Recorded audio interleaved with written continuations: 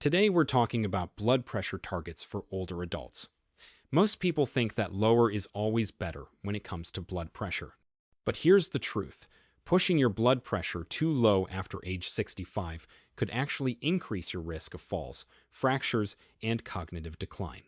I'm a physician, and I've seen countless patients over 70 who've been told to aim for the same 120/80 target as a healthy 30-year-old. The problem? Their bodies don't work the same way anymore. Your aging cardiovascular system, your medications, your activity level, all of these change what's actually safe and effective for your body. Getting this wrong doesn't just mean dizziness when you stand up.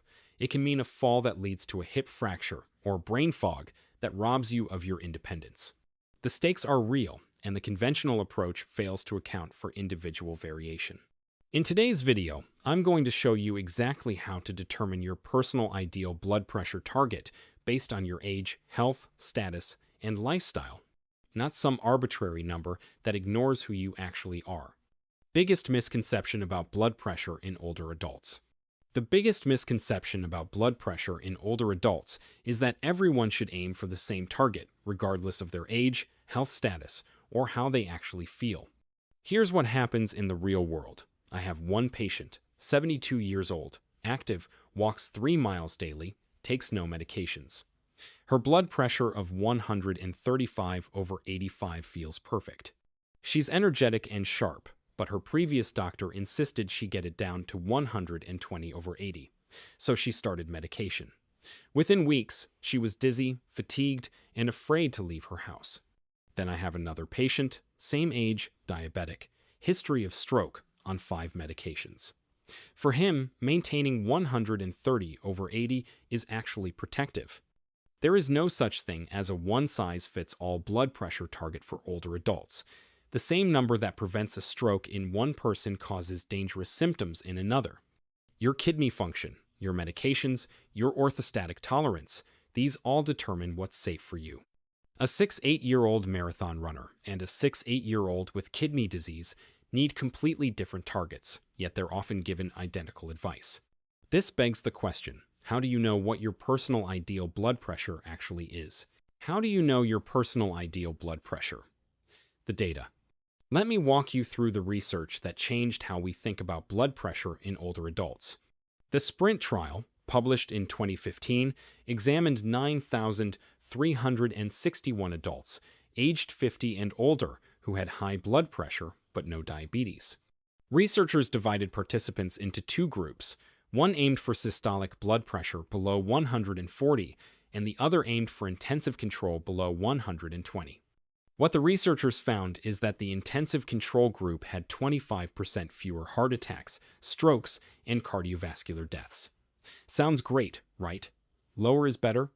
Well, that's not quite accurate. Here's the part that almost nobody talks about. The intensive treatment group also experienced significantly more side effects. They had 38% more cases of acute kidney injury, nearly double the rate of fainting episodes, and significantly more electrolyte abnormalities. Even more concerning, the study excluded people over 80, anyone with diabetes, anyone with prior stroke, and anyone frail or in a nursing home.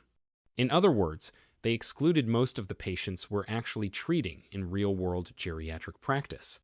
Now, let's look at the HYVET trial from 2008, which specifically studied adults aged 80 and older. The patient's SPRNT left out. This study included 3,845 participants with an average age of 84. Researchers compared treating blood pressure to below 150/80 versus placebo. What the researchers found is that treatment reduced strokes by 30% and heart failure by 64%. And the results are not shocking, of course. Some blood pressure control in the very elderly is beneficial. But here's what's critical. They aimed for 150/80, not 120/80. They used gentler targets and saw major benefits with fewer side effects. Coupled with these findings, a 2017 analysis published in JAMA Internal Medicine examined over 19,000 adults aged 70 and older. What they discovered was startling. Blood pressure below 140/90 was associated with better outcomes for robust, healthy older adults. But for frail elderly adults, those with multiple health conditions, limited mobility, or on multiple medications, blood pressure below 140 was actually associated with increased mortality risk. The researchers found that frailty status completely changed whether aggressive blood pressure control was beneficial or harmful. So what we have is clear evidence that blood pressure targets must be individualized. Intensive control to 120 systolic may prevent cardiovascular events in some adults over 50, but it causes more kidney problems and fainting. Adults over 80 benefit from control to 150 systolic. And frail older adults may actually be harmed by pushing blood pressure too low. Your ideal target depends entirely on your age, frailty status, and overall health, not on what worked in a study that may have excluded people like you. What do the studies mean for you? So, what does this mean for you? If you're between 65 and 75, relatively healthy, active, and taking fewer than 3 medications, you might benefit from aiming for systolic blood pressure around 130. Your body can likely tolerate this without significant side effects, and you'll get cardiovascular protection. But if you're over 80, on multiple medications, have kidney disease, or experience any dizziness, aiming for systolic below 130 may be dangerous. For you, 140 to 150 systolic is often safer and still protective. How do you know if your own specific target is too low? Your body will tell you. If you have any one of these symptoms, it's time to talk with your doctor about loosening your blood pressure control. You feel dizzy or lightheaded when standing up from sitting or lying down. You've had unexplained falls or near falls. You experience unusual fatigue or weakness that's worse after taking your blood pressure medication. You have brain fog or difficulty concentrating that wasn't there before. Your kidneys are showing signs of worsening function. You feel unsteady on your feet, especially in the morning. You've noticed your blood pressure drop significantly when you stand. These aren't just minor inconveniences. This is your body saying that your blood pressure is too low for your physiology. A fall at 75 isn't the same as a fall at 35. Hip fractures in older adults carry serious risks. Many people never fully recover their independence. And those dizzy spells, they're warning signs that your brain isn't getting adequate blood flow when you're upright. Your cardiovascular system has changed with age, and your blood pressure target needs to respect that reality. What is your personal ideal blood pressure? This begs the million-dollar question. What should your personal blood pressure target actually be? Here's the exact framework that I use for about 95% of all my patients over 65. If you're 65 to 75 years old, active, independent, and taking fewer than 3 medications, aim for systolic blood pressure around 130. You can tolerate slightly lower if you have diabetes or prior cardiovascular disease, but only if you feel good and have no symptoms. If you're 75 to 85 years old with 1 or 2 chronic conditions, aim for systolic around 140. This gives you cardiovascular protection without the risks of overtreatment. Depending on symptoms, you might go slightly lower if you tolerate it well.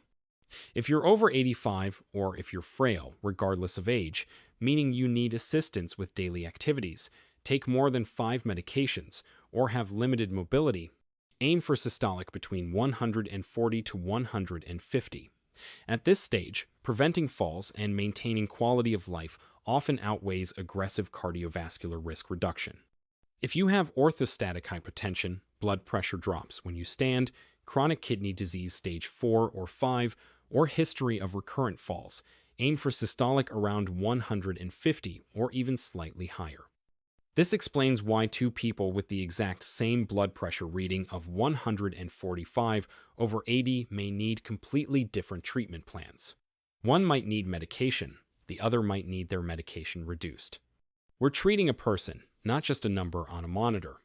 Now, if you found this video helpful, I've created a comprehensive blood pressure optimization guide specifically for adults over 65.